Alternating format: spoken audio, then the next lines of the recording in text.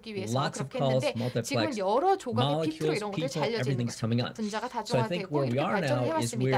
we're in a 그래서 world that 저는 이제 we're 우리가 entering a period where fantastic 환상적인 efficiencies, 효율성의 시대에 들어서고 this 있다고 kind of 생각합니다. efficiencies that 바로 move light bulbs to silicon 전구를 are 실리콘으로 moving to our 이동시키는 planet. 것 같은 And so I 종류의 think 효율성이 전 it's great. 세계적으로 나타나고 So 있고 매우 electrons, 훌륭하다고 bits, 생각합니다. actually 지금 I see 전자에서 molecules. I 비트로 think 분자 one of 이런 the 얘기를 new 해주셨는데요. area is 사실 clearly 새로운 기술 area 영역 중에 what I call 하나가 atoms, right? Even 원자라고 people are 불리는 talking 영역일 about 것입니다. 그렇지 않습니까? quantum 사람들이 이제 computing 양자 to 컴퓨팅에 대해서 이야기를 enable 하고 있는데요. 이를 be 통해서 able to create new computing that are 완전히 even different, 다른 more, 새로운 컴퓨팅을 만들 수 있게 let's say, 됐는데요. 이런 컴퓨팅은 higher performance 더 in 높은 some 성능성을 application 갖게 that 되고 traditional computing cannot 기존 do. So 컴퓨팅이 if 할 you 수 think 없었던 about 그런 응용 the 프로그램을 할 수 있게 되는 binaural 그런 뜻을 computing 갖고 있습니다. 그래서 paradigm we are in, which is basically one and 컴퓨팅 zeros. 패러다임에 Everything is 대해서 binary. 생각하면 사실 When 모든 you're 것이 going into 이중법입니다. quantum 0 아니면 compute, 1인데요. now you're 하지만 getting many 양자 quantum 컴퓨팅의 bits in 경우 이제 between, 그 where 사이에서 you can be able to 수많은 run 다른 양자 much 비트를 complex 얻게 됩니다. simultaneous 그래서 equations, 여기에서 훨씬 so that we 복잡한 can be able 연립 to solve 방정식을 실행할 problems 수 that 있게 couldn't be solved 되면서 in a 해결할 수 easier or 없었던 much more 문제들을 더 power 쉽게 computing 그리고 또 way. 훨씬 So 강력한 in a way, 컴퓨팅 new 방식으로 computing 해결할 수 있게 paradigm 되는 like quantum 것입니다. compute 그래서 어떤 may 면에서는 be able 양자 to 컴퓨팅과 solve 같은 새로운 the 컴퓨팅 challenge 패러다임이 of 더 bigger complex 크고 issues with 복잡한 lower 문제를 power. 저전력으로 And 해결할 that 수 is 있게 될 also 수 very 있을지도 exciting new 모릅니다. area that 흥미로운 I am 새로운 actually paying some 영역이라고 attention 생각하고요. to. 제가 주목하고 And I 있는 believe 영역이기도 합니다. the new 그리고 approach 이 will 저는 actually 이러한 then 새로운 접근 change the 방식이 way we 실제로 do computing in 미래 the future 컴퓨팅 as 방식도 well. 바꿀 So 것이라고 just adding 생각합니다. extension to 그래서 what Bill was 빌이 saying. 말씀하신 것에 제가 추가적으로 So let's talk a little 말씀을 bit about 드렸고요. Extreme Tech Challenge. 이제 It is 익스트림 the 테크 챌린지에 largest 대해서 좀 얘기를 marketplace for 해보겠는데요. startups that 업계를 are providing breakthrough tech 변화시키는 그런 innovations that are 새로운 transforming 기술적인 industries. 혁신을 The 제공하는 most 스타트업을 recent 위한 가장 competition that 큰 we just had in July 마켓플레이스입니다. 22nd, 최근에는 we 저희가 7월 received over 22일에 경연이 있었는데요. 3,700 startup 거의 applications from nearly 100 100개 countries. 국가에서 And 3,700개 Victoria 이상의 has been running 스타트업이 as 지원서를 the managing 접수했고요. director of 빅토리아님이 the 그 competition. 대회의 As you were both 디렉터로 involved 근무를 judging the 하셨습니다. startups, 두 분 모두 what are some 스타트업을 of the 심사하는 일에 emerging 참여를 technologies 하셨었는데요. that you're 가장 most 기대되는 excited about? 신기술은 So share 무엇이었을까요? some examples 그래서 여러 가지 of the 좀 verticals, whether it's in 뭐 AdTech, 예를 좀 FoodTech, 세워주셨으면 좋겠는데 FinTech, 에이텍이든지 푸드텍, enabling tech, 클린텍, 뭐 fintech or 실행 health tech or 기술, 뭐 smart 핀테크, cities or 헬스테크 또는 mobility. 스마트 도시나 So I'm going to 모빌리티 start 기술 with 다양한 Lars, 분야의 then go 기술이 to 있었습니다. Bill. So 라스님부터 Lars, 시작해서 그다음 빌 So 얘기를 what, 들어보도록 하겠습니다. I mean, Bill 네, described 빌이 it. Our 설명하는 world is a bit 것처럼 split in. Okay, how do we better deal with information flowing? 정보의 흐름을 더 잘 처리하는 방법이 있어서 우리가 여러 가지 단계를 거쳤는데요. 예전에는 서로 소리를 질러야 했던 것에서 이후에는 저희가 전화 케이블이 생겨서 발전을 이루었습니다. 이제 거기에 더해서 우리가 로봇으로 넘어가고 있습니다. 그래서 현재 모든 자동차 혁신의 95%는 스마트 전자장치, 즉 구성 가능한 전자장치 또는 프로그래밍 가능한 전자장치에 의해서 이루어집니다. 로봇 구강, 저는 로봇 구강이라고 부르는데요. 임베디드 시스템이라고 부르기도 하는데 테크 쪽 계신 분들은 다른 이름을 갖고 계신 걸로 알고 있습니다. XTC에서 볼 수 있는 것처럼 특정한 스타트업 같은 경우는 로봇에 초점을 맞추고 있습니다. 뭐 정보 관리에 대해서 초점을 맞춘 스타트업도 있었고 다른 분야도 있었습니다. 농업이나 보험 등이 있었는데요. 그리고 이런 스마트 로보틱이 특히 헬스케어 분야에서 엄청난 잠재력을 발휘할 수 있습니다. 예를 들어서 장애가 있는 분들에게 굉장히 많은 도움을 제공해 드릴 수 있죠. 사실 이 헬스케어에서의 적용 이식의 의미가 있습니다. 왜냐하면 제가 사실 어렸을 때도 의학 쪽에 꿈이 있었고 제가 이제 물리학 공부와 더불어서 몇 년 전부터 의학 쪽의 공부도 개인적으로 좀 하고 있습니다. 그래서 제가 어린 엔지니어일 때도 사실 의료기기를 만들고 싶다는 꿈이 있었습니다. 그리고 XTC 덕분에 제가 이러한 분야에 대해서 좀 더 잘 알게 되었는데요. 실제 그 사람들이 질병을 극복하거나 아니면 다른 장애를 극복할 수 있도록 하는 로봇의 잠재력이 크다고 생각합니다. 그리고 또 이번 콘테스트, 이번 대회를 통해서 훌륭한 아이디어들이 많이 나왔죠. 이번에 유엔과 함께한 대회도 그렇고 그 전에 대회들도 그렇고요. 그런데 저희가 이 기술을 통해서 이 소위 말하는 문제 해결을 할 수 있다고 생각하는데 특히 테크 스타트업, 성공적인 테크 스타트업들을 생각해 보시면 여러 가지가 있겠지만 예를 들어서 줌 같은 그런 성공적인 테크 스타트업을 생각해 보시면 크게 세 가지를 하고 있다고 생각합니다. 그러니까 성공하는 테크 기업의 세 가지 요소는 일단 첫 번째, 기술을 통해 사용에 대한 마찰을 줄인다. 다시 말하자면 사용을 더 수월하게 하기 위해 기술을 적용하고, 두 번째로 복제 가능하도록 기술을 사용하고, 세 번째로는 굉장히 확장 가능한 백엔드를 보유하고 있다는 겁니다. 여기서는 이제 클라우드 얘기를 안 할 수 없겠죠.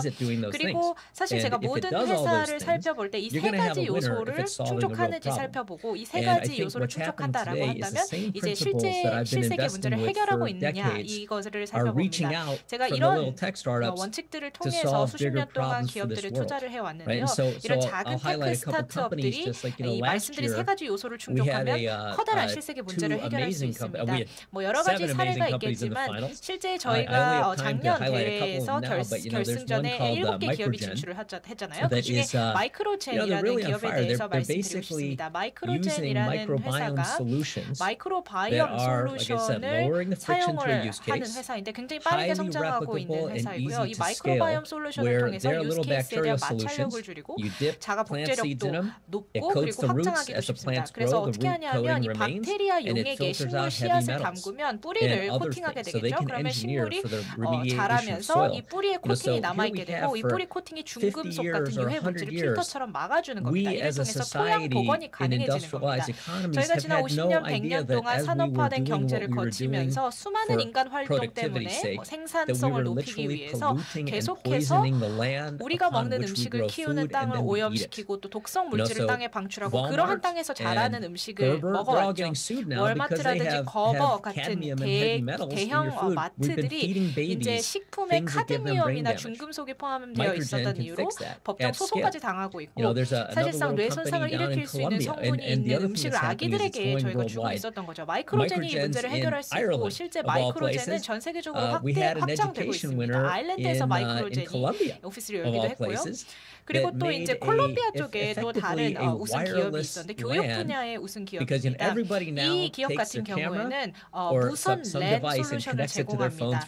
오늘날에 많은 사람들이 와이파이나 블루투스를 통해서 뭐 카메라라든지 디바이스라든지 뭐 스피커 이런 것들을 연결하잖아요. 그래서 이제 이 기업이 무선 허브 솔루션을 제공해서 이제 수업을 할 때 교사들이 이 와이어리스 허브를 사용해서 학생들이 실제 인터넷 연결이 되어 있든 안 되어 있든 선생님과 학생들이 소통을 하고 컨텐츠를 보내고 뭐 수업을 관리하고 학생들의 시험 채점도 하고 이런 것들을 24시간 할 수 있게 된 것입니다.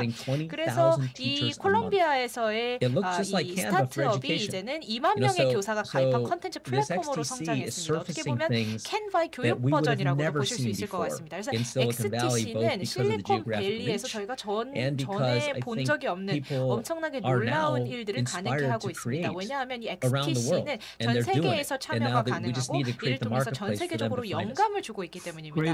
그래서 저희가 이제 전 세계의 다양한 기술을 발굴하고 이를 통한 시장을 발굴하고 있는 것입니다. 네, 잘 들었습니다. 말씀해 주신 대로 굉장히 정말 성공적이고 우수한 스타트업들이 많이 있었죠. 2021년 우승 기업 중에 한국 기업 닷이라는 회사도 있었는데요. 이 닷이라는 한국 회사 같은 경우에는 시각장애인들을 위한 솔루션을 제공했습니다. 기존에는 시각장애인들이 점자를 통해서 글을 읽었잖아요. 그래서 점자 잘 아시겠지만 이렇게 금속으로 오돌토돌하게 된 그런 점자로 이제 사람들이 손가락을 사용해서 읽었다면 이제 이 닷이라는 회사가 제공한 디바이스를 통해서 시각장애인들이 마치 눈으로 보는 것처럼 컨텐츠를 접할 수 있고 정보를 접할 수 있고 또 이 디지털 촉각 디바이스이기 때문에 촉각 피드백을 통해서 정보를 얻을 수 있게 된 것입니다. 오늘날에 전 세계에 2억 6천만 명 이상의 시각장애인이 있는데 그런 분들에게 큰 도움이 될 수 있는 솔루션이죠.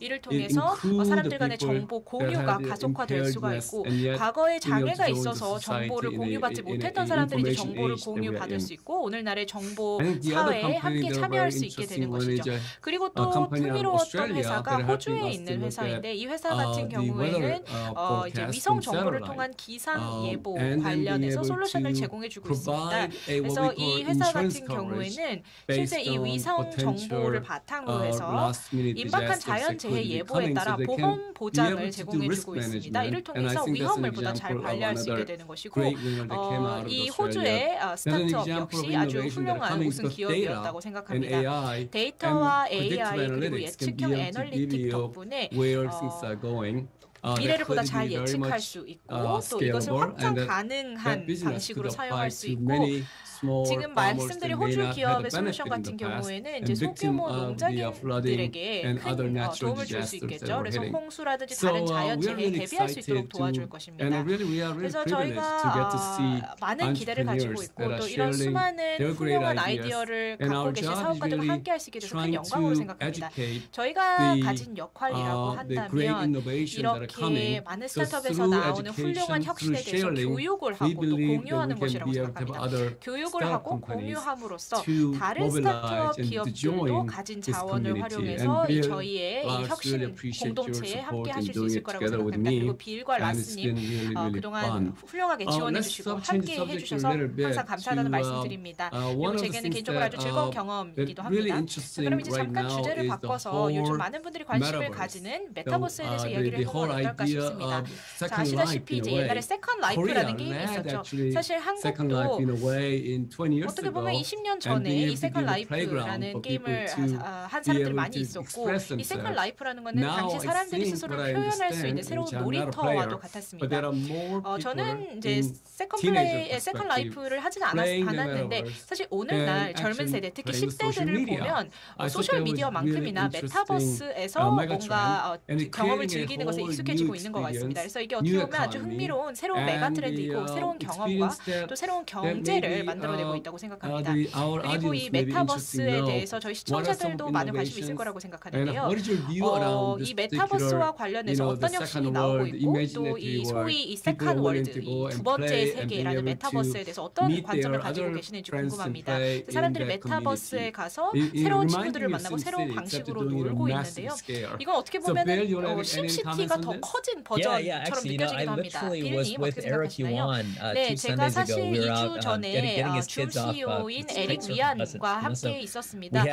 저희가 아이들을 같은 카이트 서핑 수업에 보내서 어쨌든 만났었는데 저희가 이야기를 좀 해봤어요. 근데 그때 이제 3일 전에 이 위안 그때 그 3일 전에 페이스북이 오큘러스 리프트라는 메타버스 제품을 처음 발표를 했고 그리고 에릭 같은 경우에 본인의 트위터 계정에 그 스냅챗 사진을 올렸어요. 스냅챗 카메라에서 필터를 사용하실 수 있잖아요.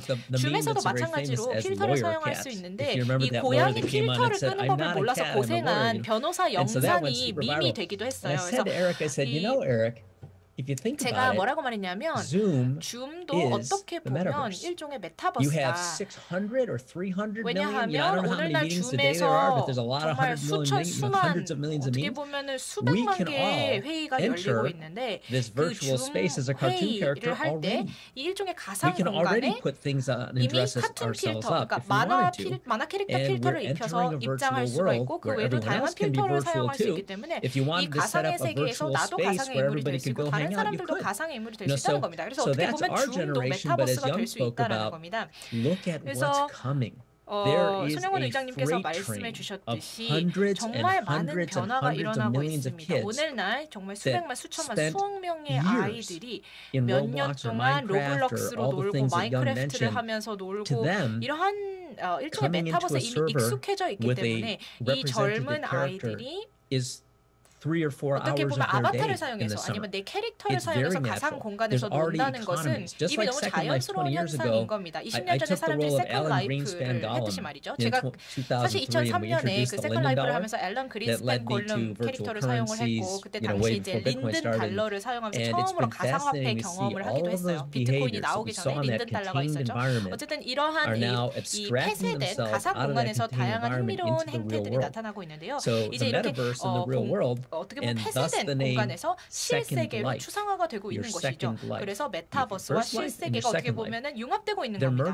그러니까 세컨 라이프, 두 번째 여러분의 삶과 여러분의 실세계 삶이 융합되고 있는 것입니다. 닐 스티븐슨의 사이언스 픽션 소설 스노우 크래시 잘 아시죠? 당시 린든 랩 CEO 필립이 제게 뭐라 그랬냐면 실세계의 스노우 크래시를 만들어 볼 거다라고 했습니다. 그때 당시에 저는 정말 어려울 텐데라고 했는데 실제 교훈이 성공을 해서 세컨 라이프를 만들어냈죠. 그래서 이제 저희는 이제 디지털 세계가 생겼습니다. 실세계 외에 이제 두 번째 세계인 디지털 세계가 생겼는데 이 디지털 실세계의 디지털 인터페이스를 보시면 로블록스라든지 이런 다양한 것들이 있는 탈중앙화된 서버가 추상화되었고 이런 것들이 서로 융합되고 있는 것입니다.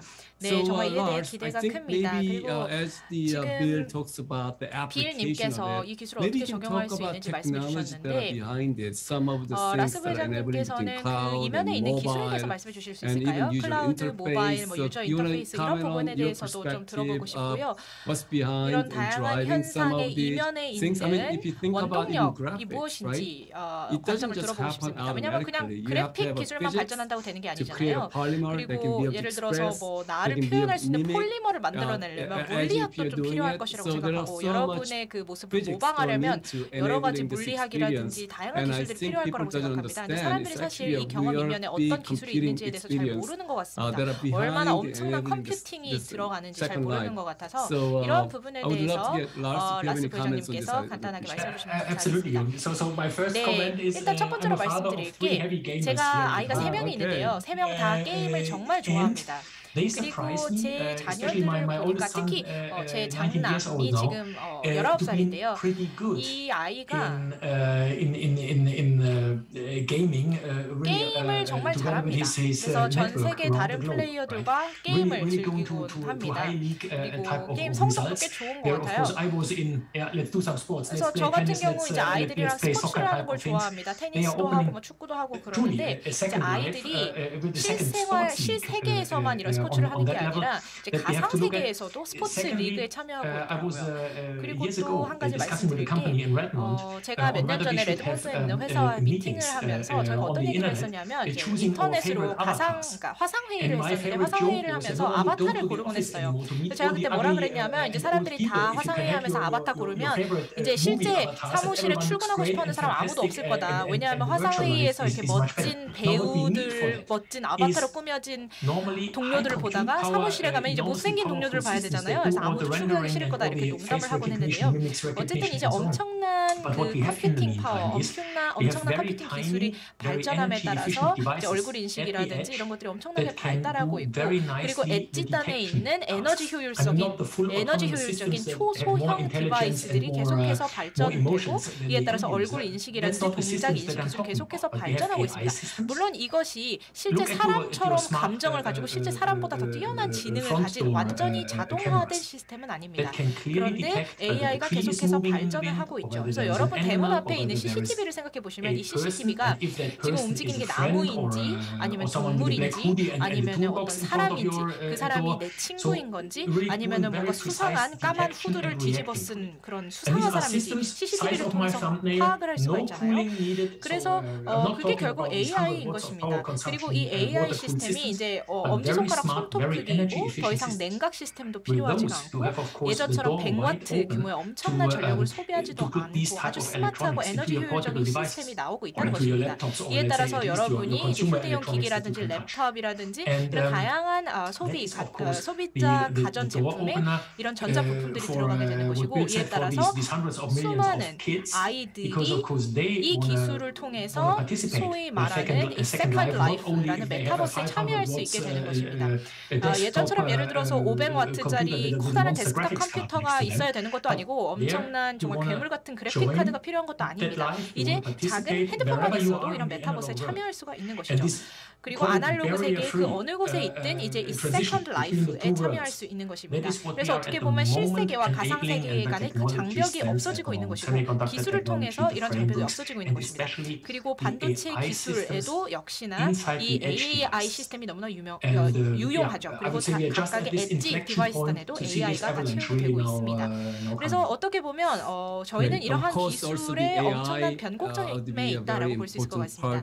네, AI가 이 모든 다양한 툴에서 중요한 역할을 하게 될 것이라고 생각합니다. AI를 통해서 우리가 사람들의 행동을 보다 잘 예측하고 그리고 다양한 정보를 수집하고 학습함으로써 저희가 일하는 방식, 저희가 서로 상호작용하는 방식이 엄청나게 큰 변화를 가지고 올 것이라고 생각합니다.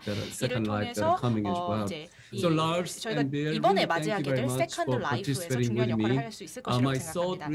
오늘 이 대담에 함께해 주셔서 진심으로 감사드리고요. 그리고 오늘 함께해 주신 청중 여러분, 이제 전 세계 정책 입안자일 수도 있고 아니면 기업 임원, 사업가, 자선가, 혁신가 누구든 간에 오늘 함께해 주신 분들에게 한 가지 부탁드리고 싶습니다. 저희가 현재 추진하고 있는 이 미션에 함께해 주시길 바랍니다. 이 Tech for Good, 선을 위한 또는 더 나은 미래를 위한 테크라는 미션에 참여하시기 바라고요. 저희 익스트림 테크 챌린지 대회에 대해서 관심 있으시면 extremetechchallenge.org로 오시면 되겠습니다. 그리고 기업으로서 후원을 하실 수도 있고요.